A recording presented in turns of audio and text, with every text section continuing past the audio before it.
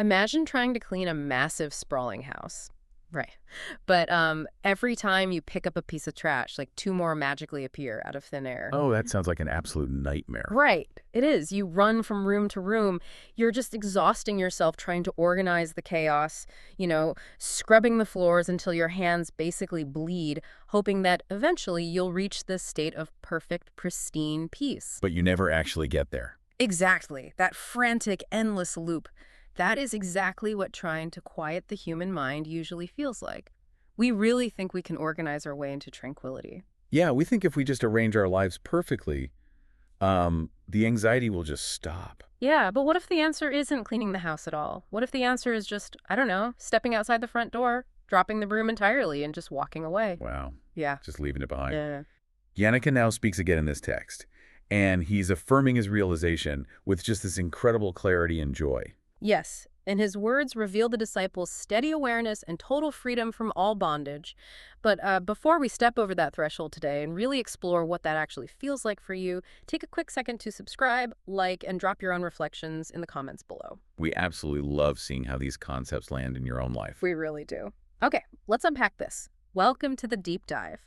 Today we are exploring the ancient and honestly just profound text of the Ashtavakra Gita, or Samhita. Specifically, we're focusing on Chapter 12, which is titled Disciples' Realization.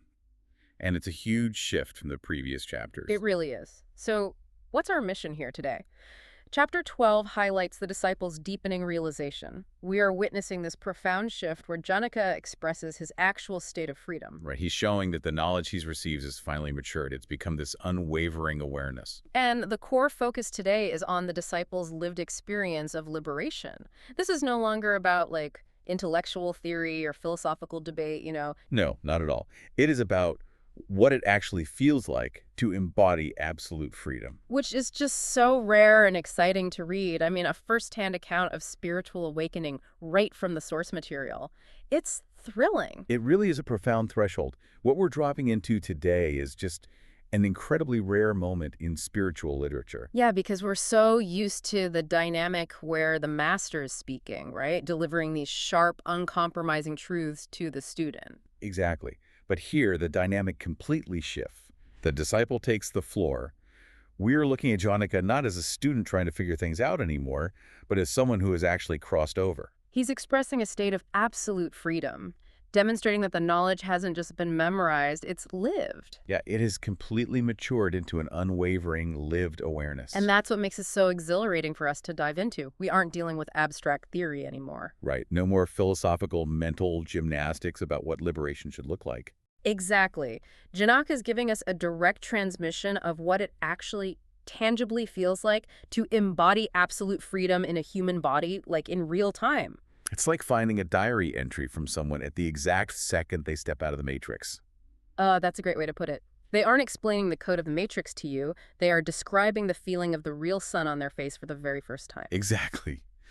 But to understand that lived experience of absolute freedom, we first have to look closely at the mechanics of how his awareness shifted to get there. Right, because he didn't just snap his fingers and become instantly liberated. No, not at all. There was a specific radical reorientation of his entire being. He describes this incredible progression of turning entirely away from the external world. Yeah, so we begin with the very first verse of chapter 12.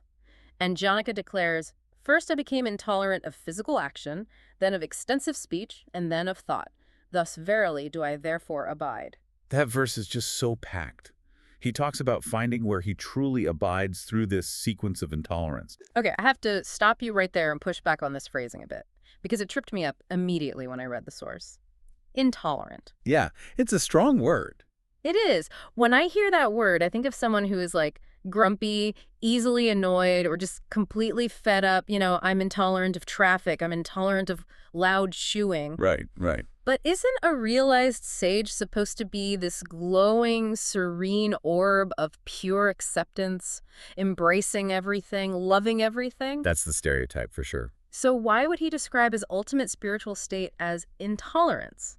It kind of sounds like he's just locking himself in a dark room because he hates the world. It's a completely fair reaction, honestly, because our modern use of the word carries so much psychological baggage. Yeah, exactly. But if we look at the actual translation and the footnote here, intolerance doesn't mean anger, frustration, or annoyance. It means absolute, unshakable detachment. Detachment, okay. Yeah. The text notes that his mind is completely turned away from deed, word, and thought, which all belong to the relative plane. So it's not about being mad at those things. Right. Think of it less as a rejection born of hatred, and more as just a natural falling away of an illusion. Like when you realize a mirage in the desert isn't real water, you don't become angry at the mirage. Oh, that makes sense. You just stop walking toward it. Exactly. You become detached from the impulse to drink from it. That is the kind of intolerance Janaka is experiencing toward action, speech, and thought. So it's not a violent suppression. It's a natural dropping away, like taking off a heavy winter coat when you walk into a really warm, heated room. That's a perfect analogy. You don't hate the coat. You aren't angry at the coat. You just simply do not need it anymore. And wearing it would be ridiculous and uncomfortable. Precisely. What's fascinating here is how the text outlines the mechanics of spiritual discipline. To truly abide in the self, the noisy external layers of existence have to be stripped away. And that's the three-step progression he details. The discipline begins with the gross, moves to the subtler, and finally to the subtlest obstructions. Right, and he starts with the grossest, most visible layer, physical action. Let's really dig into that first layer. Why start with physical action, and what does detaching from it actually look like? Because, Janaka is a king. Yes, he is. He runs a kingdom. He obviously hasn't just gone into a coma, right? Right, he hasn't paralyzed himself.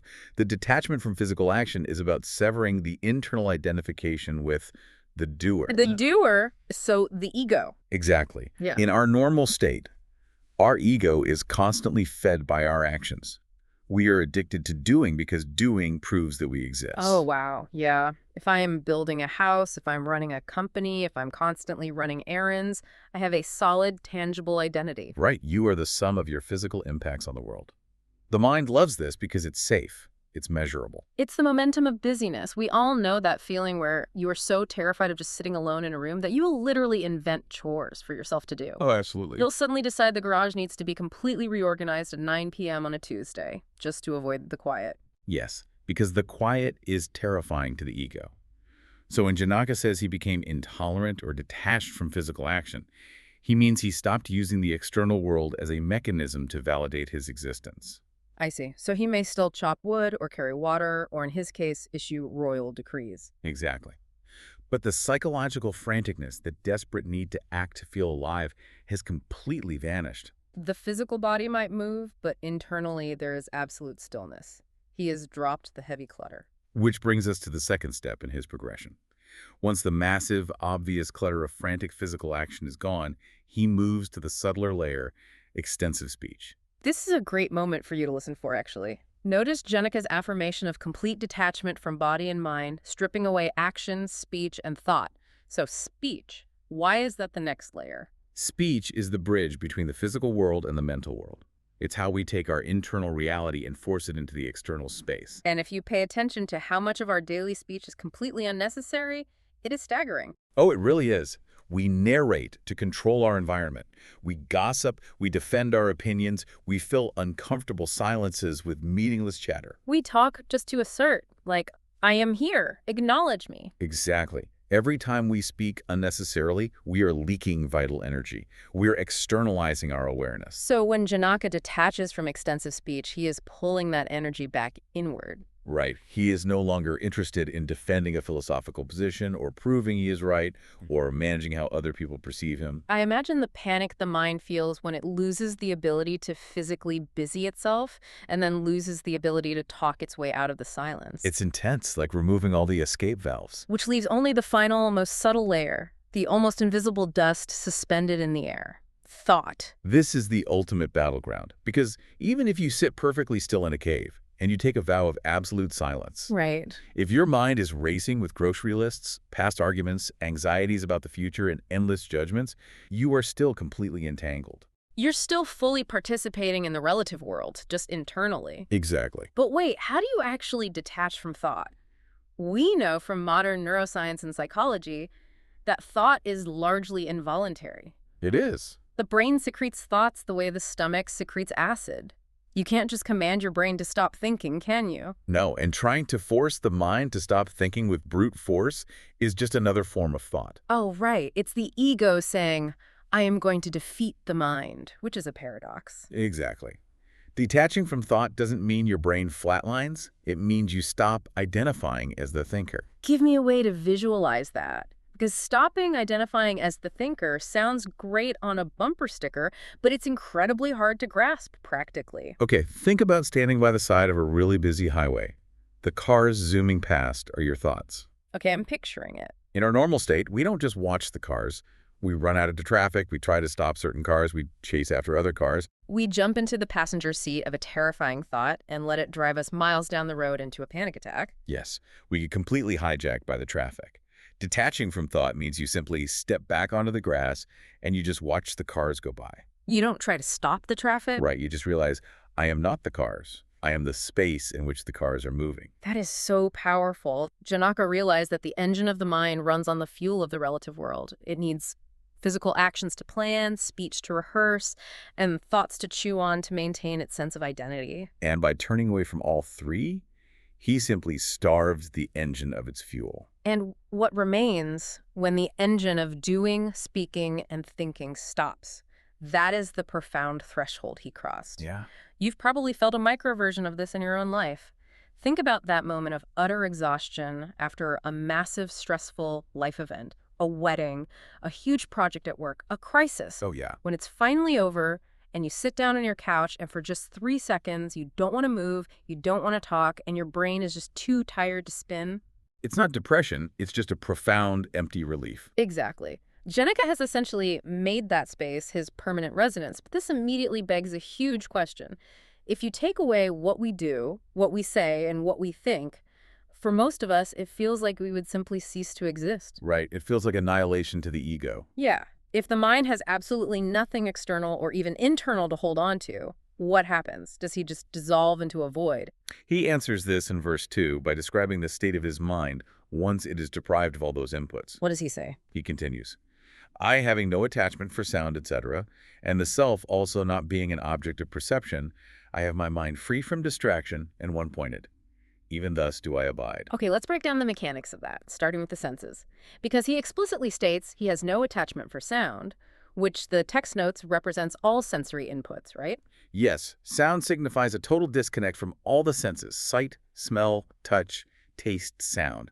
The senses are our tethers to the physical world. I like to think of the senses as the mind's tentacles. Oh, that's a visceral image. Yeah, the mind is constantly reaching out into the world, grabbing onto sights, grabbing onto sounds, trying to pull pleasure toward itself and push pain away. Yes. And when there is no attachment, the tentacles simply retract. The external world is still there, the birds are still singing, the wind is still blowing, but the mind is no longer grabbing at it. But the really provocative part of this is what he says next. He says, the self also not being an object of perception. This is crucial. I really struggle with this concept, though. Here's where it gets really interesting for us to unpack. If the self, our truest, deepest nature, pure consciousness, is not an object of perception, how on earth do you know you've realized it? This raises an important question regarding the nature of pure intelligence. Right, because everything else in human existence is known because we can perceive it. I know the tree exists because I see it. I know the song exists because I hear it. I even know my own sadness exists because I can perceive it as a feeling in my chest. If the self cannot be seen, heard, felt, or thought about, how is it an experience at all? Doesn't an experience inherently require a perceiver and a thing being perceived? You've just hit on the most critical, foundational hurdle in all of this philosophy. You are right. In our normal, relative reality, every experience is dualistic. There's a subject, me, and an object, the tree, the thought, the feeling. Yes. But what Janaka is pointing to, and what Ashtavakra teaches, is that the self is the ultimate subject. It is the witness. The subject can never become an object to itself. Like an eye trying to turn around and look at itself without a mirror. Or trying to bite your own teeth. It's a structural impossibility. Okay, that makes sense. Think of it like the screen in a movie theater. You go to the theater and you see a massive explosion, a romance, a car chase. You are perceiving all of these objects on the screen. Right. But you cannot find the screen by looking into the movie. You can't find the screen by analyzing the characters or the plot. The screen is the invisible foundation that allows the perception of the movie to happen in the first place. Because the second you try to focus on the screen, you are just looking at light hitting it. The self is the pure intelligence, the pure knowingness, that illuminates every thought, every feeling, and every sensory input you have. So liberation isn't about suddenly seeing a glowing orb of light in your mind and saying, aha, there is the self. No, because that would just be another object, another car on the highway.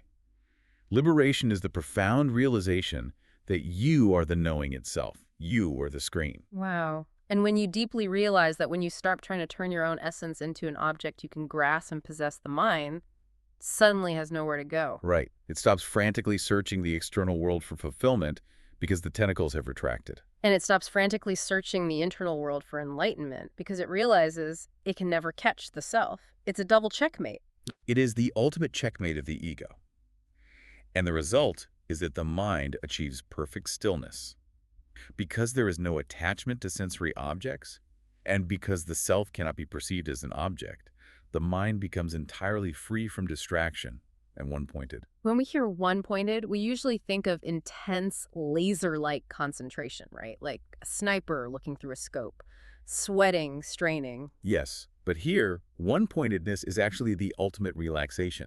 It is a perfect, still mirror that is no longer vibrating with desire or aversion. It's so radically counterintuitive to how we are taught to live. Our entire cultural conditioning tells us that peace is the result of perfect arrangement. Yes, exactly. We think, if I just get the right job, find the perfect partner, buy the house with the nice yard, and optimize my morning routine so I meditate for exactly 22 minutes, then my mind will be calm. We try to arrange the objects of perception into a perfect geometric shape. But Janaka is telling us the peace doesn't come from arranging the objects. It comes from realizing you are the witness of them, completely untouched by whatever arrangement they happen to be in. When you realize you are untouched by them, the grip of anxiety just naturally loosens. You stop fighting the current because you realize you are the water. Oh, that is beautiful. And you see this realization burst forth in Janaka. Once his mind is resting in this unperceivable self, he doesn't just sit there like a stone, devoid of life. No, he erupts into this incredibly beautiful, poetic declaration of pure, effortless joy. Yeah, he looks at his own existence and declares that he is pure consciousness, entirely beyond the body, beyond the mind, and beyond the world. He affirms his freedom from sorrow, desire, and all dualities. He actually talks about realizing he had been duped by illusion all this time. I love that phrasing so much. It's very relatable, isn't it? It strips away all the heavy religious dogma and just makes it sound like he was watching a really convincing magic trick for his entire life, and someone finally showed him how the magician did it. That's a great way to look at it. You aren't angry at the magician once you know the secret. You're just amazed, and you can never, ever be fooled by that specific trick again. The illusion loses its power over you. And in seeing through the trick, his realization brings immense peace, detachment, and effortless joy. To really grasp the magnitude of this joy, we have to look at the mechanism of bondage. Why was he suffering in the first place? Right. The philosophy here, and the text notes this explicitly, is crystal clear. Bondage consists only in desire. This is a perfect moment to mention our next listening prompt. Listen closely to Janaka's declaration of freedom from sorrow and desire, and his profound, effortless joy in abiding as pure consciousness. So, desire. Desire is the glue that attaches us to the illusion, right? Exactly. Desire is the reaching out of the tentacle. But desire is born from a sense of lack. You only desire something if you believe you are incomplete without it. And if you believe you are the Jiva, you will always feel incomplete. Let's unpack the Jiva, because the distinction between Jiva and Chit is the absolute bedrock of what Janaka has just realized here. Absolutely. The Jiva is what we would call the finite self, the ego, the personality. Right. It has a birth date, a history, preferences, traumas, hopes, and most importantly, a massive survival instinct. It is constantly playing defense. It's exhausting being a Jiva. It really is. The text contrasts this with Chit. A brilliant metaphor for the Jiva is to think of pure white light hitting a prism. Okay. The pure light is consciousness. The prism is the human mind. When the light passes through the mind, it gets refracted, distorted, and broken up into a fragmented spectrum of colors. Wow. The Jiva is a single color, let's say, the color red, believing it is completely separate from the blue and the green, and fighting to maintain its redness. That is a phenomenal metaphor. As the Jiva, as the color red, life is terrifying. You are constantly terrified of being overwhelmed by the other colors. Yes. You're constantly trying to assert your boundaries. This is me, this is mine, this is what I believe. You are fundamentally limited by your own definition. But Janaka has just realized he isn't the refracted light. He is Chit. He is Chit. The text defines this as undivided, undifferentiated consciousness existence bliss. He is the pure white light before it ever hits the prism. Chit has no boundaries. It has no beginning and no end. Because it encompasses everything, it lacks nothing. Exactly. And because it lacks nothing, it desires nothing. When Janaka's identification shifts from the tiny, terrified Jiva to the infinite Chit, the relief is unimaginable. Because the illusion of the terrifying world just vanishes. He uses the classic analogy of the snake and the rope, which we see in the footnotes. It's probably the most famous metaphor in non-dual philosophy. It's famous for a reason. Let's really look at the biological reality of that metaphor to see why his joy is so profound. Imagine you were walking down a dark dirt path at night. Okay. You look down, and coiled on the ground right in front of your foot is a venomous snake. Instantly, your body reacts. Your heart rate spikes to like 150 beats per minute. Yes. Cortisol floods your system, your palms sweat, your pupils dilate. You are in genuine physiological terror. You are suffering. The suffering is undeniably real. But then, your friend comes up behind you and shines a bright flashlight on the ground. And you see, clearly and unmistakably, that it's just a coiled up piece of thick rope. It was never a snake. The crucial question here is, what happened to the snake? Did you have to fight it? Did it slither away into the bushes? Did it die? No. It never existed at all. It was a complete fabrication, entirely created by your own mind and superimposed onto the raw data of the rope. Right. But, and this is where we get tripped up, your fear was real. The physiological response was real. Very real. The moment the light of knowledge dawns, the illusion of the snake vanishes. And instantly, without you having to do any psychological work, without you having to go to therapy to process your snake trauma. The fear simply evaporates. Yes. This is the core psychological mechanism of liberation. Yes. The root of all our misery, all our anxiety, all our desperate grasping is the false identification with the body and the ego. We think we are the Jiva. We think we are walking in the dark surrounded by snakes. We perceive threats to our ego. Everywhere someone insults us, we lose some money, our status is challenged, and our internal alarm bells are constantly ringing. So Janaka's immense effortless joy comes from severing what the text beautifully calls the noose of body consciousness with the sword of knowledge. He suddenly sees the rope. Yes. By burning down the forest of ignorance, with the conviction that he is the one pure intelligence, he is free from grief. Severing the noose of body consciousness. I mean, the language is so intense, but it perfectly captures the absolute breathless relief of waking up from a nightmare. It's like waking up from a lifelong dream. You've probably felt this in a totally mundane way. Think about a time you were sick with worry over a social interaction, convinced someone was furious with you, playing out all these disastrous scenarios in your head. Oh, we all do that. And then you finally talked to them and you realize they weren't mad at all, they just had a headache.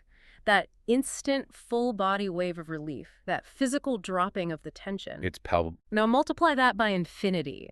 That is the joy of abiding as pure consciousness. It is a joy that is completely uncaused by any external event. It doesn't rely on the stock market going up. It doesn't rely on getting a promotion.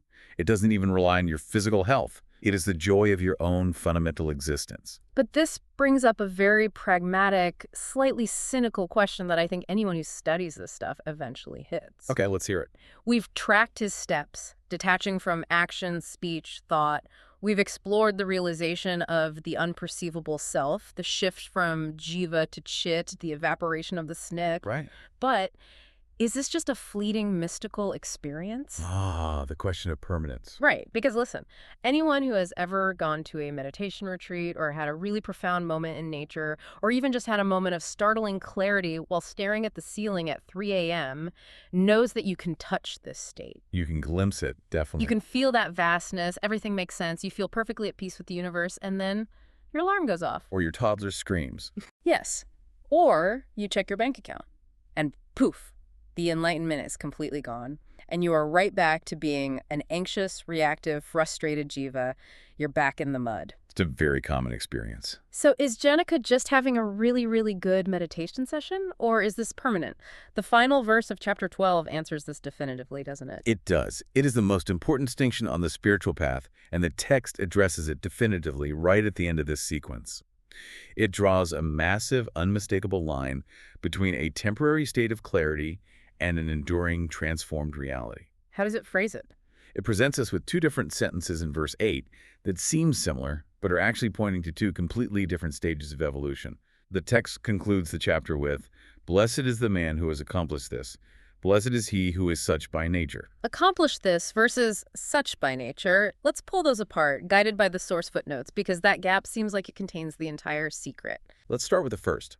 Blessed is the man who has accomplished this. The footnote explains that this refers to the spiritual aspirant, the seeker, who has realized the self through intense effort, through sadhana. Sadhana meaning the spiritual discipline. The effort, the sitting on the cushion, the intentional directing of the mind, the deep cleaning of the house. Exactly. It requires immense focus, intention, and willpower. You are accomplishing a state of deep meditation. You are forcing the mind to concentrate, forcing the tentacles to retract. And the text says it is a blessed state. It is a massive achievement, but it requires maintenance. The moment you drop your focus, the moment you stop doing the meditation, the mind springs back to its old habits. The ego reasserts itself. It is an accomplishment, but it is fragile. This reminds me so much of learning a complex physical skill. Think about when you first learned to drive a manual transmission car. Oh, that's a stressful memory. Right. You sit in the driver's seat and it requires 100% of your conscious bandwidth. You are hyper-aware of every single micro-movement. You're sweating. Your foot slowly presses the clutch. Your hand rigidly moves the stick into first gear. You try to find the exact friction point while simultaneously pressing the gas. Your heart is pounding. And if someone in the passenger seat tries to talk to you, You snap, "Don't talk to me, I'm shifting." You are accomplishing the task of driving through intense focused sadhana, but it is not natural to you. It is exhausting. it is highly mechanical, and if you lose your focus for even a second, the car stalls. You jolt forward, the engine dies, and you are back to square one. That is the spiritual seeker trying to maintain an enlightened state through sheer willpower. But the second sentence says, "Blessed is he who is such by nature." Such by nature. This points to a higher stage. As the footnote explains, the absolute state is natural to him now. When a state becomes your nature, it implies a complete assimilation. The profound realization has sunk out of the intellectual, effortful mind and has settled into the very nervous system, into the bones. The absolute state is no longer an action being performed. It is the baseline reality of the organism. The disciples' words confirm that liberation is steady and enduring. Going back to the car analogy, it's what happens after you've driven that stick shift every day for 5 years. Right. Suddenly, you're flying down the highway at 70 miles an hour, you're drinking a coffee, you're deeply engrossed in a conversation, and you realize you just smoothly downshifted through 3 gears to take an exit, and you didn't dedicate a single conscious thought to it. The skill completely bypassed your effortful mind. It became your second nature. You no longer do driving, you just drive. If we connect this to the bigger picture, that analogy captures the phenomenology of liberation perfectly. Yeah. You don't do liberation. You don't do enlightenment. If you have to consciously maintain it, it's just a really impressive concentration exercise. True realization, which Janaka is expressing here, is completely effortless. It is a steady, unwavering awareness that entirely transforms the baseline of how you interact with reality. So you don't have to white-knuckle your way to peace. You don't have to constantly patrol the borders of your mind, terrified that a bad thought is going to sneak in and ruin your enlightenment. No, because even if a thought arises, even if the body feels pain, the underlying reality, the knowing that you are the vast, untouched screen, not the exploding car in the movie, never wavers. Janaka isn't holding on to his liberation tightly, he is just resting in it. This is why this particular chapter reminds seekers that liberation must be lived, not just intellectually understood as a philosophical concept. It dismantles the myth that enlightenment is some hyper-fragile state that requires you to isolate yourself in a sterile environment. When it becomes your nature, you can walk through the chaos of a modern life. You can run a business, you can raise a family, and that inner stillness remains completely unbothered. It's the difference between frantically reading the sheet music, terrified of playing the wrong note, and just closing your eyes and actually being the music. Janaka is no longer reading the notes. He is the song. And that transition from the intense radical discipline of turning inward to the quiet realization of the pure witness to the sudden, effortless joy of it becoming one's very nature is the complete, breathtaking arc of Chapter 12. It is a profound map of human consciousness. We have covered some immense terrain today. Let's trace the path we just walked together one more time. Let's do it. We started with Janaka's radical detachment, moving from the gross to the subtle. dropping the frantic need for physical action, dropping the energy leak of extensive speech, and finally stepping back from the chaotic traffic of thought itself. We then looked at what happens to the mind when the tentacles of the senses retract, how it becomes a still mirror, perfectly one-pointed, resting in the unperceivable self, the screen that witnesses the movie but cannot be found in it. Which brought us to the evaporation of the Jiva, the finite, terrified ego, the realization of Chit, pure, unbroken consciousness. The flashlight turning on in the dark, revealing the snake to be a rope. And the profound, uncaused joy that rushes in when the fear of the world drops away. And finally, the understanding that this is not a passing high or a fragile meditative trance. It is an enduring transformation, moving from the effort of practice to the sheer effortlessness of one's fundamental nature. If you're going to take one thing away from our entire deep dive today, let it be this, word for word. Realization is complete when freedom is steady and lived. Not just debated, not just understood intellectually, lived. Before we close out, we want to leave you with a final, provocative thought to mull over or explore on your own.